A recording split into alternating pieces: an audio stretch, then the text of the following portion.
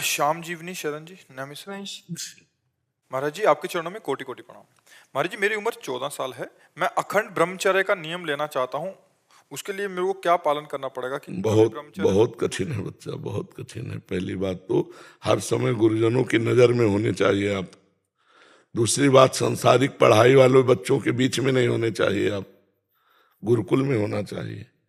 बिना गुरुकुल में, वो भी गुरु की नजर में, गुरुकुल में कुसंग ना हो जाए। एकांत सेवन, ब्रह्मचर्य के पालन के लिए सात्विक आहार, असुविधा युक्त जीवन, गुरुजनों की कठोर आज्ञा में रहना, तब जाकर के कहीं।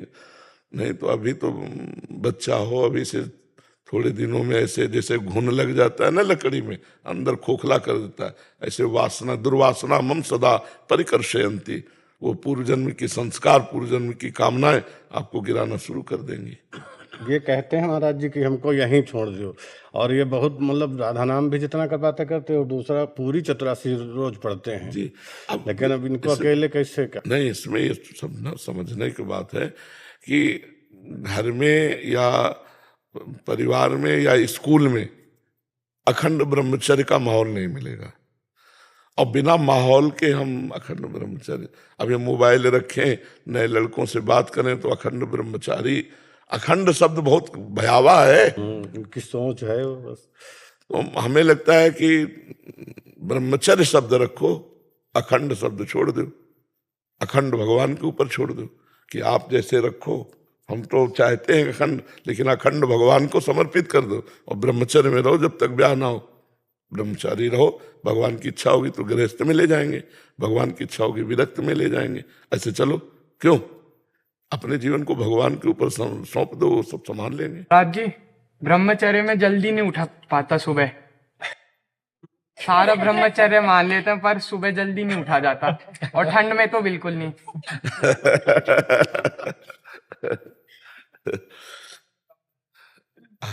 एक लोटा ठंडा पानी रख लिया कर। असली बात तो लगन लगी तो फिर ये सब बातें हट जाती। लगन नहीं लगी ना, इसलिए। कै साल के हो आप? 16। हाँ, तो इतने 3 वर्ष हो गए थे हमें बाबा बने हुए। 16 वर्ष में 3 त्रिकाल स्नान कर, गंगा जी त्रिकाल। प्रातः क्या हमारा अभ्यास रात्रि में 2 बजे उठने का रहा है, अब तो और जल्दी हो गया है। उस समय जैसे गंगा किनारे टार्च नहीं है, बिजली नहीं है, तो 2 बजे रात्रि के उठना और थोड़ी देर भजन में बैठ के फिर गंगा के किनारे जाना, स्नान आदि करना। और गंगा स्नान इस समय एक डुबकी लगाओ तो पता लगेगा सर है कि नहीं। इतना ठंडा पानी है। जी आपको लगता नहीं कि अभी थोड़ा सा और सो जाऊं जैसे ही सो? नहीं नहीं, हमें कभी नहीं लगा, कभी नहीं लगा। हमें यही लगा है कि अगर हमें एक झपकी लगी और घड़ी में देखा तो कई बार भ्रम हुआ है कि घड़ी गलत है क्या।